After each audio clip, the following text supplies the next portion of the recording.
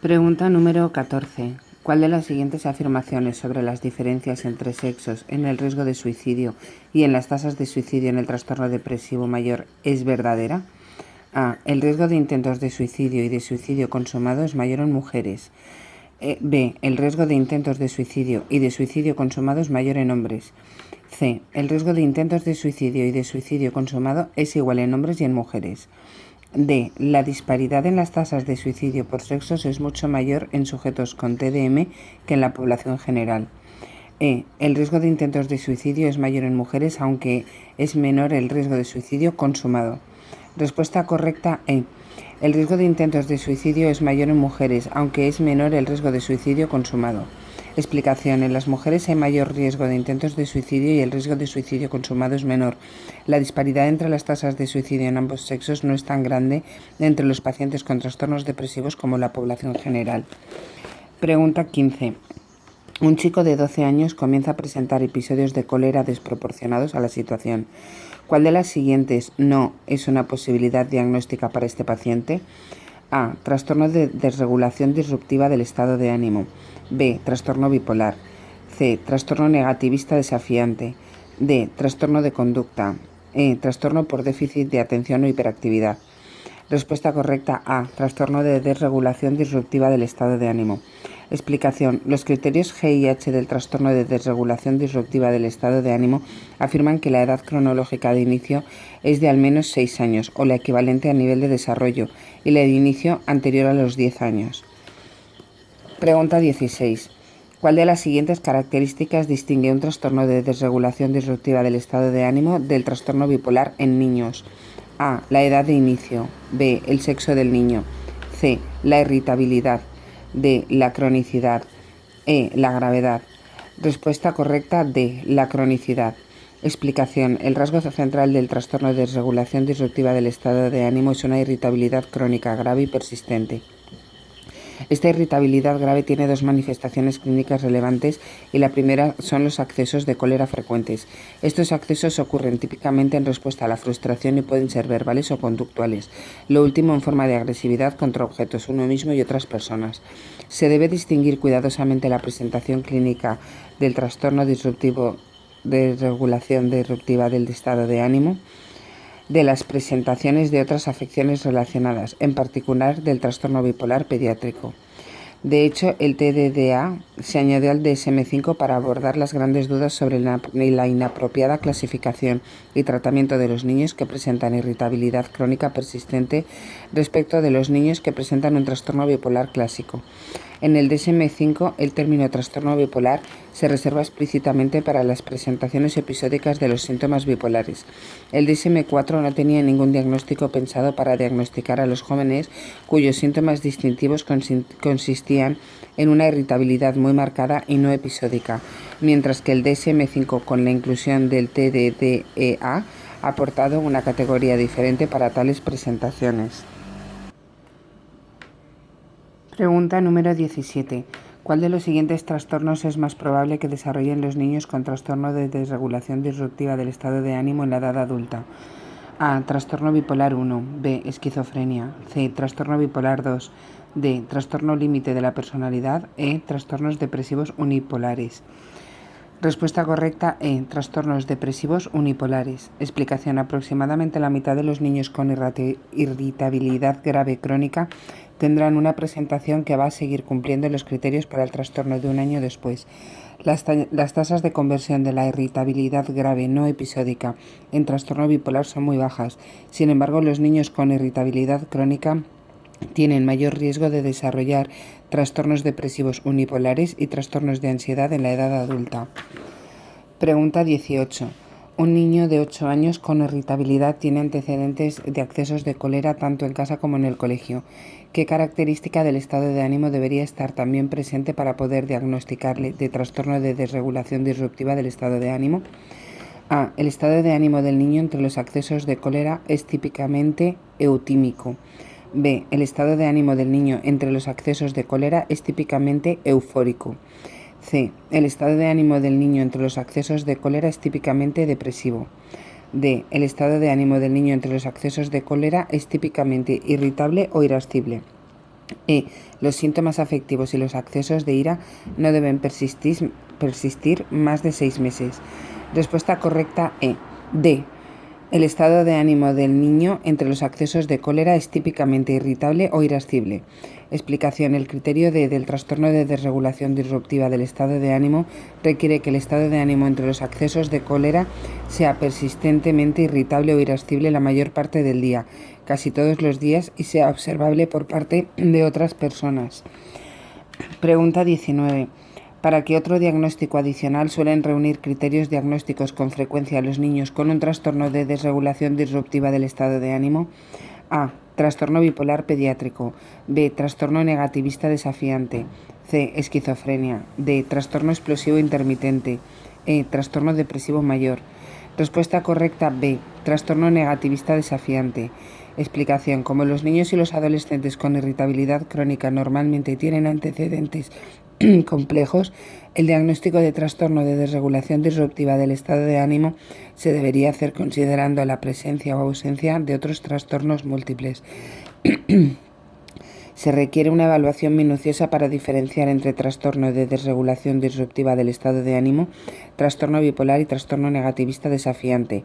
El trastorno de desregulación disruptiva del estado de ánimo se diferencia del trastorno bipolar en que el primero es crónico mientras que este es episódico. El trastorno de desregulación disruptiva del estado de ánimo se diferencia del trastorno negativista desafiante en que el primero requiere la presencia de irritabilidad muy acentuada, que no se requiere en el último. Por ello, aunque la mayoría de niños que reúnen criterios para un trastorno de desregulación disruptiva del estado de ánimo también reúnen criterios para un trastorno negativista desafiante, lo contrario no suele ocurrir. Pregunta 20. En los criterios diagnósticos del trastorno de desregulación disruptiva del estado de ánimo se afirma que el primer diagnóstico no se debe hacer antes de los 6 años o después de los 18, criterio G. ¿Cuál de las siguientes afirmaciones describe mejor el razonamiento para esta restricción en el rango de edad? A. La validez del diagnóstico se ha establecido únicamente en el grupo de edad entre los 7 y los 18 años. B. La restricción representa un intento de diferenciar el TDDEA del trastorno bipolar. C. La restricción se basa en datos genéticos disponibles. D. La restricción representa un intento de diferenciar el TDDEA del trastorno explosivo intermitente. E. La restricción representa un intento de diferenciar el TDDEA del trastorno espectro autista. Respuesta correcta A. La validez del diagnóstico se ha establecido únicamente en el grupo de edad entre los 7 y los 18 años. Explicación. El comienzo del trastorno de desregulación disruptiva del estado de ánimo debe producirse antes de los 10 años de edad y el diagnóstico no debería aplicarse a niños menores de 6 años. Por definición, el comienzo del TDDEA a través de la historia o de la observación debe producirse ante los 10 años de edad, criterio H, y el diagnóstico no debería aplicarse a niños menores de 6 años. No se sabe con certeza si esta afección se presenta únicamente en esta limitada banda de edades. Como es probable que los síntomas del trastorno de desregulación disruptiva del estado de ánimo cambien al madurar el niño, el uso de este diagnóstico se debería restringir a los grupos de edad similares a aquellos que se ha establecido su validez, 7 a 18.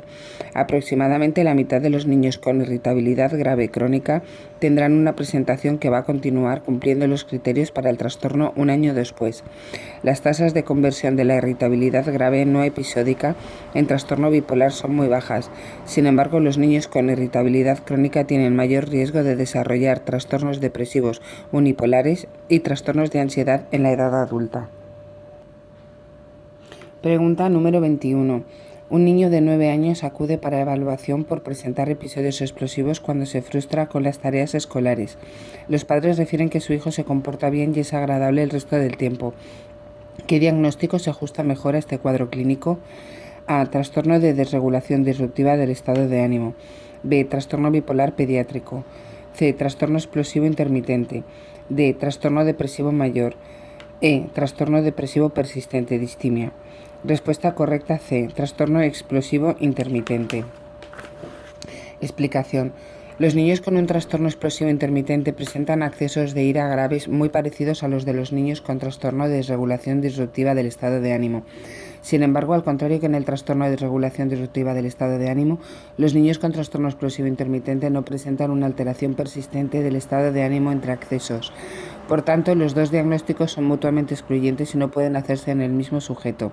En niños con accesos de ira pero sin esa irritabilidad, debería establecerse el diagnóstico de trastorno explosivo intermitente.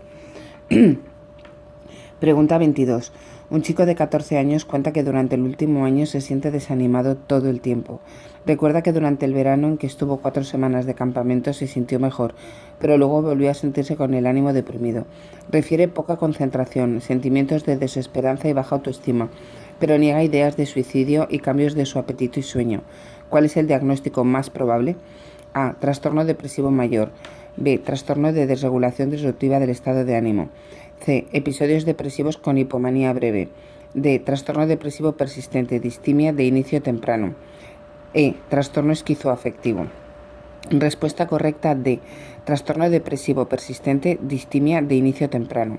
Explicación. El rasgo principal del trastorno depresivo persistente, distimia, es un ánimo deprimido que aparece la mayor parte del día, durante la mayor parte de los días, durante al menos 2 años o al menos durante un año en niños y adolescentes. Criterio A. En este trastorno se agrupan el trastorno de depresión mayor crónico y el trastorno distímico del DSM-4. La depresión mayor puede preceder al trastorno depresivo persistente y los episodios de depresión mayor pueden ocurrir durante el trastorno depresivo persistente. Los pacientes cuyos síntomas cumplan los criterios del trastorno depresivo mayor durante 2 años se deberían diagnosticar de trastorno depresivo persistente, además del trastorno depresivo mayor. Los pacientes con trastorno depresivo persistente describen su estado de ánimo como triste o por los suelos. Durante los periodos de ánimo deprimido deben presentar al menos 2 de los 6 síntomas del criterio B.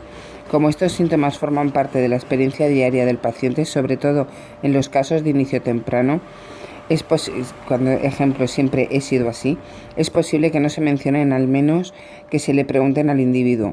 Durante el periodo de 2 años o uno en caso de niños o adolescentes, cualquier intervalo sin síntomas dura como máximo 2 meses. Criterio C.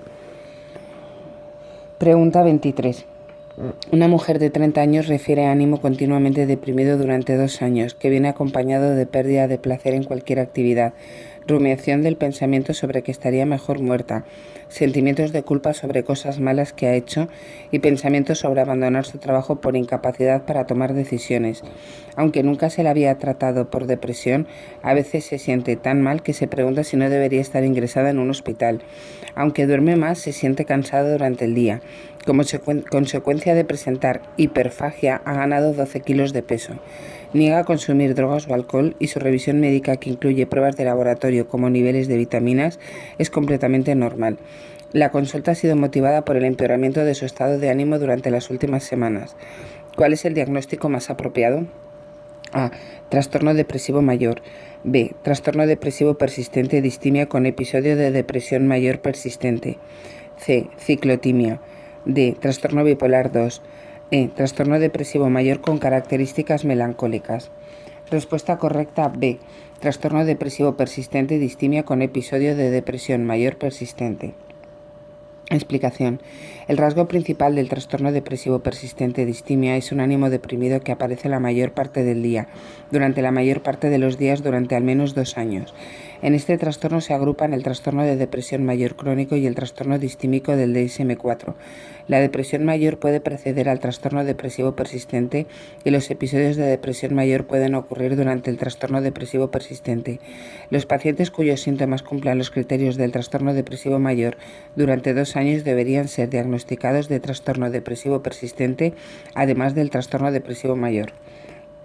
Si existe ánimo deprimido, además de 2 o más síntomas de los criterios del episodio depresivo persistente durante 2 años o más, entonces se realiza el diagnóstico de trastorno depresivo persistente.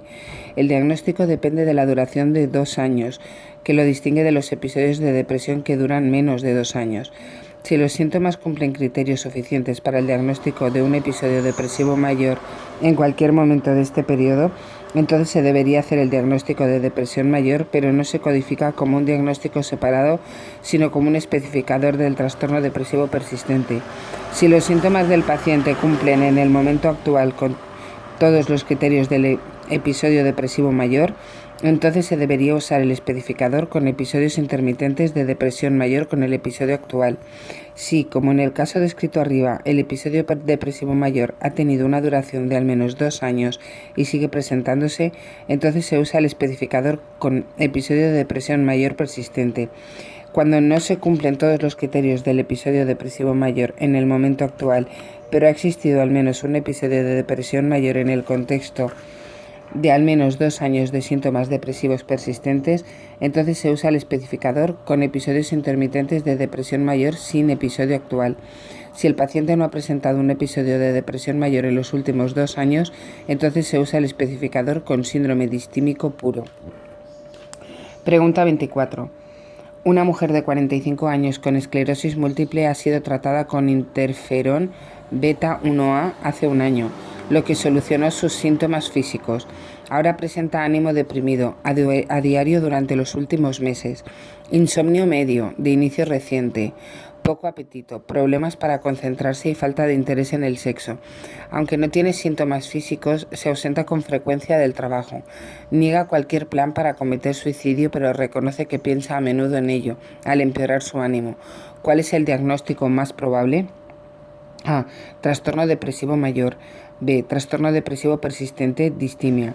C. Trastorno depresivo debido a otra afección médica.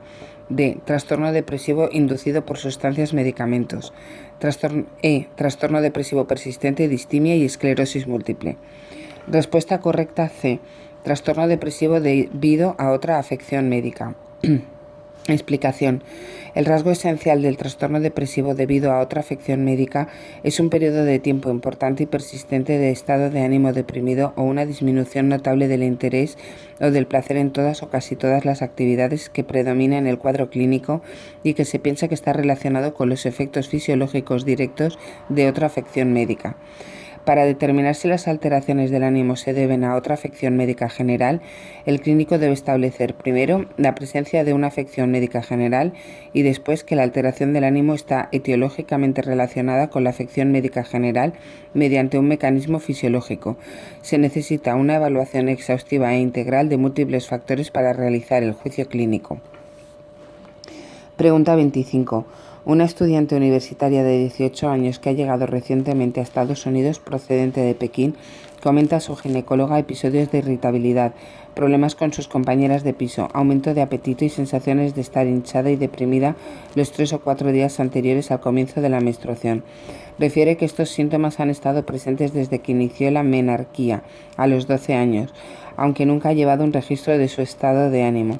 Su ginecóloga llama al psiquiatra para consultarle sobre el diagnóstico correcto de esta paciente porque todavía no está familiarizada con los nuevos criterios diagnósticos del DSM-5. ¿Cuál es la respuesta de este? A. La paciente tiene un síndrome premenstrual porque no cumple los criterios de un trastorno disfórico premenstrual. B. Se podría diagnosticar provisionalmente a la paciente del trastorno disfórico premenstrual, sin embargo el diagnóstico no existe en el DSM-5. C. Se podría diagnosticar provisionalmente a la paciente del trastorno disfórico premenstrual. D. Se podría diagnosticar provisionalmente a la paciente del trastorno disfórico premenstrual si el diagnóstico ha sido validado en mujeres asiáticas. E. La paciente no tiene un diagnóstico del DSM-5. Respuesta correcta C. Se podría diagnosticar provisionalmente a la paciente del trastorno disfórico premenstrual. Explicación. El trastorno disfórico premenstrual no es un síndrome asociado a una cultura, ya que se ha observado en mujeres de Estados Unidos, Europa, India y Asia.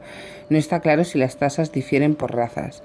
Las características esenciales del trastorno disfórico premenstrual son la expresión de labilidad afectiva, disforia y síntomas de ansiedad que se repiten durante la fase premenstrual del ciclo y que remiten alrededor del inicio de la menstruación o poco después.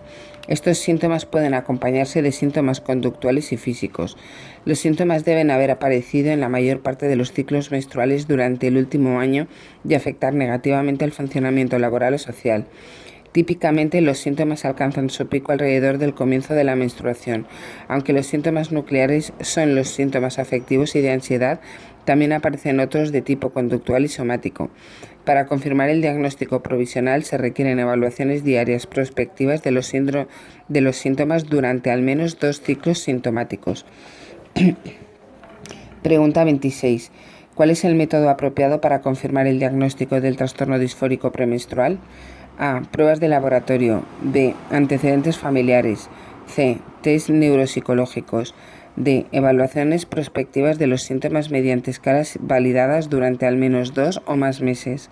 E. Puntuaciones altas en la evaluación diaria de la gravedad de los síntomas de los problemas durante un mes, o también durante un mes puntuaciones altas en la escala analógica visual para los síntomas anímicos premenstruales.